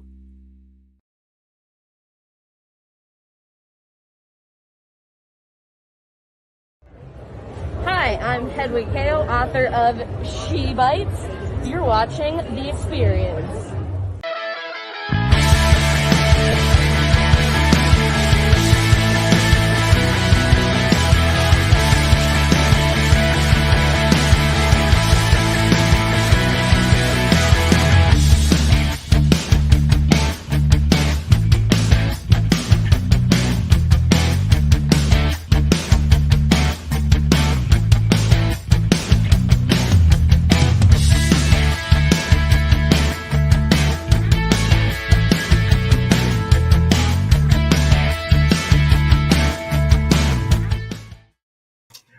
All right, we're back. We are All right. back. Watching the chat. I love when we start controversy. So there is some issue as to when the slider and who invented the slider. I genuinely don't know. I think that Kyle's dates are correct. I don't know.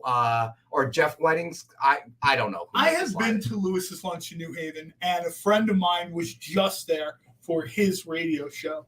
And they don't really, he asked them this very question. They do not take credit for inventing the slider. They take credit for inventing the hamburger.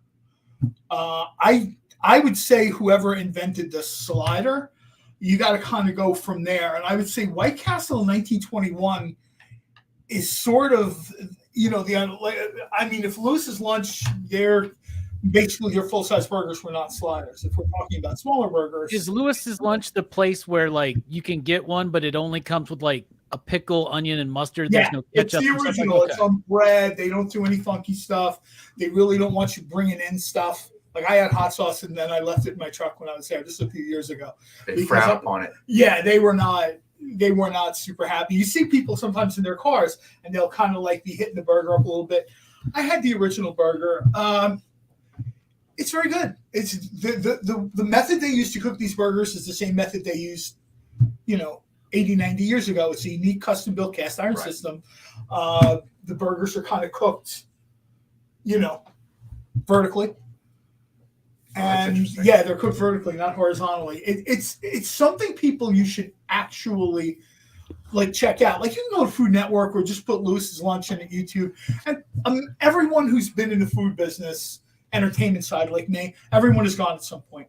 You go, you sit down, you get the food, you talk to Danny or one of the other people that work there, and they even know it at this point. They're like, oh, I got somebody coming in today. Sometimes it's somebody big like ESPN. Sometimes it's somebody, like a guy like me, radio show, 30, 40,000 people, like hardly worth their time. So interesting. CBB says, thought the castle was first, and I'm a fan. But one thing I'll never do is go there on Valentine's Day for a romantic dinner. Can't put lipstick on a pig. No, see, I think that's a litmus test. That's a barometer. If I like a girl and we stop at White Castle and she makes a face, no. So we know how John and his wife met. So my understanding on the whole thing is that in the early days, White Castle was serving something closer to what Lewis Lunch had, but is close to what we would equate today to a smash burger. Okay. Gotcha. And they weren't incredibly successful. And then Crystals with the steam cooking and the onions and all of that kind of happened, and White Castle co-opted it. Gotcha. Okay. They started the steam grilling. That was during the war, right? Because there was like energy shortage, so they decided. I heard this somewhere that it was either during the Depression or during the war that they started doing the steam grilling because it was more economical. My daughter hates White Castle, by the way. I could not get her to go. It's a horrible tragedy. Sometimes I wonder if she didn't look like me. I'd begin to wonder if she. Austin Brown has a video out there. White Castle. But my first cheese experience on a cheesesteak was at Jim Steaks on South Street. Yeah. But that turned into a real tourist trap, and then the cheesesteak kept shrinking. Okay, it was like an episode. It was like the movie Ant-Man. This is and the pretty problem soon it was with the size of a hot dog bun. People who've lived in and around the Philadelphia area, my age, our age, and older, they remember when a cheesesteak was a loaf of bread and a chopped up steak, whatever, and some people is that or whatever. Now we kind of get this thing where it's shaved ribeye and the bread is cut down, and people. I have friends that work over at Lizio's, and the first question thing they get is, "Can we make the bun smaller?" And they warn people, "Yes, we can absolutely make your bun smaller. Your customers are going to notice that a 14-ounce cheesesteak is a 12-ounce cheesesteak is a 10-ounce cheesesteak." Subway does that. It really ticks people off. Let me tell you, there is a place, and I'm not saying their cheesesteak is like going to be up there in the top 10, top 20, or whatever, but it's not bad, right? And I know it's fresh. Yeah. But they have Italian hoagies and things like that. That's the other thing. Yeah, we don't call it a sub or a submarine here. Okay, that will also get North you beat Jersey. up. South Jersey, it's a hoagie. Yeah, but it's a little family joint. It's called Skylar's Hoagies, right up the street from here. And you can still get a full-size Italian hoagie, okay, on a big roll for $6.50, which is unheard of. I mean, it's just unheard of. And their cheesesteaks are about, I think, $8 or $9. But I've gone to some local places, and I asked for a small cheesesteak, and it's really half. And I'm looking at this thing like, I just paid $9 for this. What, are you kidding me with this? So I guess price on everything's going up. But all right, so let me get to the end of our list here. All right, so we have another CCA. We have Dark Knight 3, the Master Race #1, signed with Superman cover sketch by Ken Hazer. Suggested retail of $89.99, and we have one available at $40. There you go. Very nice, very powerful Superman. And you can tell it's from 2016 because Ken Hazer has dated that one, which he did in the past, but he doesn't really do anymore. And then his art is timeless. It doesn't need dates. So Jeff Wedding. This is why I love this show and why I'm always hungry. I know, right? Dude, I'm starving by the end of every show. It was humid today. I was tempted to make a cheesesteak today. Oh, make us a cheesesteak, John, please. Well, I'll bring you a real glow-in-the-dark cover, okay? So you're not stumbling around in the dark. Mark, what's going on, man? I went back in that office and made sure I didn't knock over the garbage can on the break. I do, Stevie B, no. I do not buy frozen White Castle sliders at the supermarket. I tried. A friend said it doesn't taste right. I tried it. I went to a buddy's house once, and he's sort of like one of my down bad buddies. But he's like, I got food. It's gonna be catered. I said, okay. He reaches into his freezer. I don't go to someone's house if I don't know where the food is for game day, right? Because I'll bring the food. I'll make the food. I have friends that can't cook, and their wives can't cook. And I'm not going to sit here and choke down food that I know is bad. But do they admit they can't cook? Very few people admit they can't cook. I get there, and he's got an assortment of frozen stuff on the counter that he picked up at Costco or Sam's Club or something. And it's 60 White Castle things in a box. And I'm looking around, And he's like, I brought the second microwave up from upstairs. Oh man, I gotta admit, when I used to tailgate, before my daughter was born, when she was really young, tailgated Eagles games, be out there at O'Dark 30 in the renovated school bus. We ate good, dude. We really did. One year around Thanksgiving, we fried a turkey in the parking lot at the link, which was rather a dangerous task for a bunch of people that have been drinking since 5 a.m. in the morning.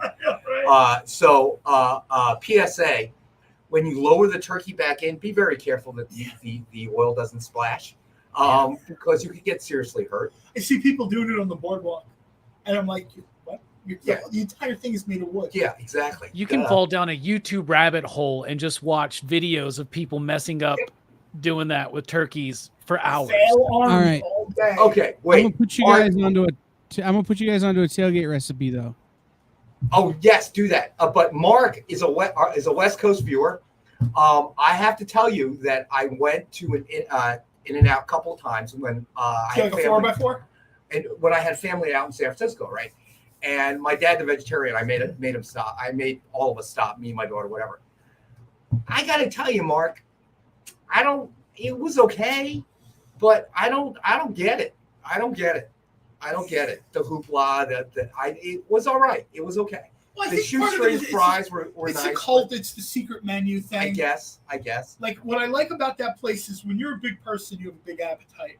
When you have to go off menu so you don't have to buy 3 things, a lot of fast food places are like, When you go into like In-N-Out and you tell them you want a 4x4, they're like, yeah, we got you, no problem. Oh, Mark, now we're going to have to throw down, buddy. I dropped the mic, but it's this big hunking thing, and I don't want to break it. I was told to go to Whataburger. All the people in Texas, you got to go to Whataburger. So I was at a con a few years ago. All right, fine, we go to Whataburger. Animal style, there you go, Mark. Whataburger is just, again, there's nothing wrong with it. But it just, I don't understand. At least I understand the hype with In-N-Out. I really don't understand the Whataburger hype. It's just a burger place. There's a place in Voorhees, Wayback Burgers. Have you ever been there?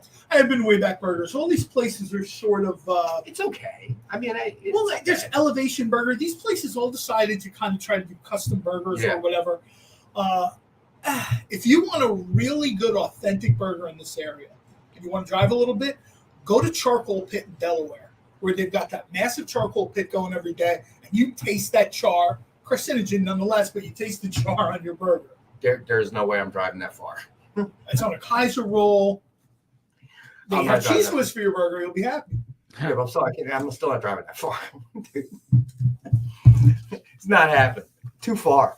But it's an Smash Burger, I was very disappointed. Smash Burger has a funny smell when I go in there, and that immediately shuts me up. The restaurant's not the best, but I love Smash Burgers. Like making Smash Burgers, they're so good. I don't like the restaurant. I'm just saying, like, I like making smashed burgers. Like that's one of my favorite ways. With some I understand that. I'll tell you where they had really good burgers. I don't know if Alec is still in the room, but Oklahoma does like these oniony smash burgers. And I got to tell you right now. Yeah, the Oklahoma smash burger. I found this. There's this dude on YouTube called Ballistic Burgers, and he has another channel, Ballistic Barbecue. And I just got into his show like probably last year. And I went on this crazy burger kick and just started making all these different burgers. And that was by far my favorite. All right, let's do a Rex Cat before we get to the end of the show. Do we have any books left? Let me see. No, we actually, you know what? We do have one more book left. All right, actually, I'm sorry, we have 2 more books left. All right, so let's get through them. So, Something is Killing the Children, number 25. Ji Hong Lee variant cover, CGC graded 9.8, guaranteed. It's just a retail of $89.99, and we have one available for $69.99. All right, and then we have another John's favorite, Batman, number 100, Joker Wars, signed by James Tynion IV in silver. We have it's just a retail of $69.99. We have one available for $40. And then we had Invincible Iron Man number 600, signed by Brian Michael Bendis, Suggested retail of $69.99, and we have one available for $60. All right, so you know what? Let's go through the recap real quick. Kyle, when you get a chance, if you could throw the link up for the submission form.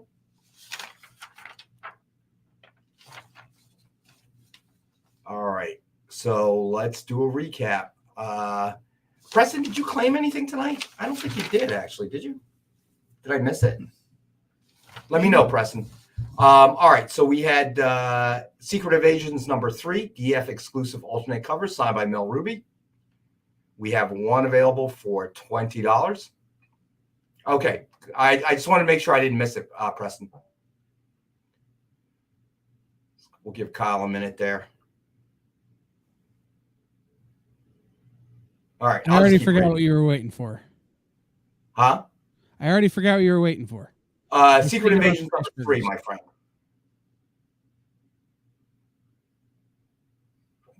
Is that the one? Question. All right. Well, no, Mark Pikus has an interesting question. We give away stuff. We're known to give away stuff. It's not a show. You're just hanging out in my house. What do you want? Yeah, right. Show? What do you think? Hey, Mark, when you watch a show, if you're entertained, and we did our job, but you're going to see various covers. You're going to see various issues, slab books. The cover sketches are always real popular. Kyle's Reds. Will the last Rex cap include every burger mentioned? That would take us well into 9 o'clock, buddy. Right. So I'm going to be honest with you, Mark. We are not your typical claim show. We are not flashing comics one right after the other. Okay, and mentioning the price. We are a community of comic book lovers. We talk about comics, football, anything you can it comes to our mind. But Mark, we appreciate you being here. Be honest with you, when we started over a year ago, John and I had no real idea the direction of the show, and it just all sort of developed. And a lot of that is because of the viewers. The viewers have developed the show and its personality. We brought Robbie on to help us on Monday nights and Alec on Wednesday nights. We brought Robbie on to actually do something. Well, and where else do I get up on my favorite Dallas fan when they lose, which they've been doing since 1995? So you're looking for boys for the omnibus, Mark. Let us know. Boys hardcover? I mean, I'm literally looking at one. Yeah, literally. They're right behind John. So let me know. The Punisher books, which ones? The Punisher books. Oh, wait, Punisher do I look POV like the Butcher now when I hold this like this on the camera? Number 1 through 4 signed by Jim Starlin, if those are the ones you're talking about. The full 4 set, each one signed by Jim Starlin, is $600. Do you want to tell Mark what the price is for the boys hardcover? I believe $200. I want to say for the unsigned ones. Sorry, Mark. Yeah, there's signed ones and unsigned. But here's the thing: email me at rex.wang@dynamite.com. If Kyle gets a chance, we'll throw the email up. All right, and email me if you're interested, and I will get you the full price on. We have both a unsigned and signed version, and the signed version tip-in sheet signed by both creators, Derek Robertson and Garth Ennis. All right, so let me know. And you can definitely email me, buddy. Did we give one away? Yeah, we might have. Who knows? But yeah. I'm sorry, Mark. But yeah, definitely email me with anything you're interested in or that you want to see on the show. If we have it, we'll throw it on there, my friend. All right. So what do we got? All right. So 54 seconds. So currently, Planet of the Apes best offer at $10. Stevie B is in the lead at $10. And then Porcelain number 1, CGC graded 9.8, is still available. It is a best offer book starting at $50. All right. So let's see. Where did I leave off? So we had Battlestar Galactica Twilight Command number 1, Atlas Edition signed by Michael Morisi. Is that right, Robbie? That is right. Hey, look at that. You only have to hit me over the head 4 or 5 times and I get it. It's just retail $49.99. We have one for $20.04. Then we had Batman number 100 Joker War signed by James Tynion IV in silver. It's just retail $69.99, and we have one available for $40. Then we had Invincible Iron Man number 600 signed by Brian Michael Bendis. Suggested retail is $69.99. We have one available for $60. Then we had Batman Hidden Treasures #1, signed by Ron Mars. And we have one available for $19.39. Then we had Mad Balls versus Garbage Pail Kids #1, Joe Simcoe signed Atlas cover. Suggested retail $49.99. We have one available for $40. Then we had Dark Knight 3, The Master Race #1, signed with Superman cover sketch by Ken Hazer. Suggested retail of $89.99. We have one available for $40. Then we had the Mad Balls versus Garbage Pail Kids #1, Puke Green edition, signed with cover sketch by Ken Hazer. Suggested retail of $89.99. We have one available for $66. The offer's in. Congratulations. Congrats to Stevie B, buddy. Stevie B. Then we had Something is Killing the Children, #25, variant cover, CGC graded, 9.8. Suggested retail of $89.99. We had one available for $69.99. That's a cool cover, man. Then we had Jane Foster and the Mighty Thor #1, CGC graded 9.8. Suggested retail of $89.99. We have one available for $62. Then we had Red Sonja #10, Virgin 1-in-15 ratio incentive cover. Suggested retail of $50. We have one available for $30.